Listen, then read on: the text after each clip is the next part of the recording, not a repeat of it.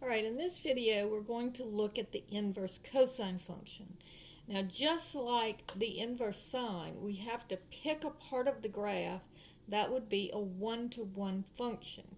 Now in the sine function we pick between negative pi over 2 and pi over 2, but if I draw a horizontal line there it would hit it twice. So the part of the graph that we're going to choose for the inverse cosine function, notice if I just start at the top and then go to the bottom and I look at this part of the graph and I knock off over here and I knock off over here, that would include all of the points, and it would include from -1 to 1, and it's a one-to-one function. And so on the cosine function, I'm going to go between 0 and pi, all right? And so when I draw my inverse cosine function, this is the point over 0 up 1. This is the point over pi over 2 up 0. And this is the point over pi down 1.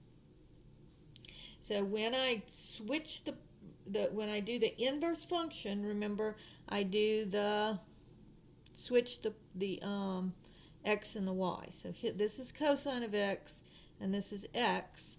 So now I'm going to look at inverse cosine of x and x. Alright, so this point 0, 1 becomes a point, we swap our x's and our y's, 1, 0. So I'm going to go over 1 up 0. Then this point is pi over 2, 0. So when I swap my x's and y's, I get 0, comma, pi over 2. So that says go over 0 up pi over 2. So that would be this point. And this point, pi -1 becomes -1 and pi. So over -1 up pi.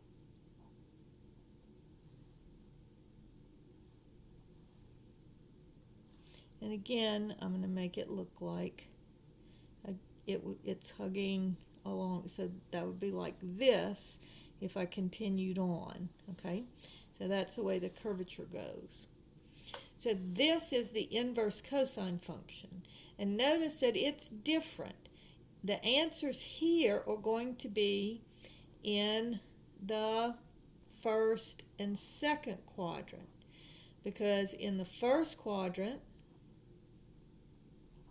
the cosine is positive. And in the second quadrant, the cosine is negative.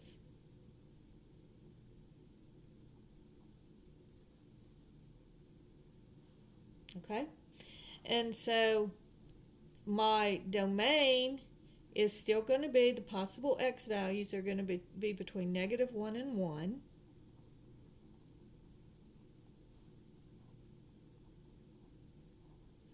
And my range is going to be between, okay, so notice I start at 0 and I go up to pi. And so here's 0 and it goes around to pi. So first to second quadrant. So when I do inverse cosine functions, notice that, and let me make sure that I'm in degrees here. Yes. Alright, so on the last one I did 0.2 for cosine, for the sine and the inverse sine and the inverse cosine. So let's try 0.2 and we'll take the inverse cosine and I get 78 degrees, okay?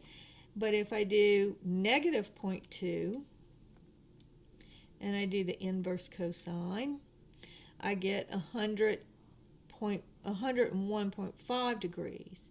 Now notice that if I add those two together, I would get 180 degrees because they're the same reference angle. So if I take this plus inverse cosine of 0.2 and I add them together, notice I get 180 degrees because they're the same reference angles. So all you have to do is remember that when you're doing the inverse cosine and inverse sine will be in the first or fourth quadrant. Inverse cosine, the answers are going to come out in the first and second quadrant, right? And so that is how you look at the inverse cosine. Now this is not working any problems with it yet. It's just explaining what it is.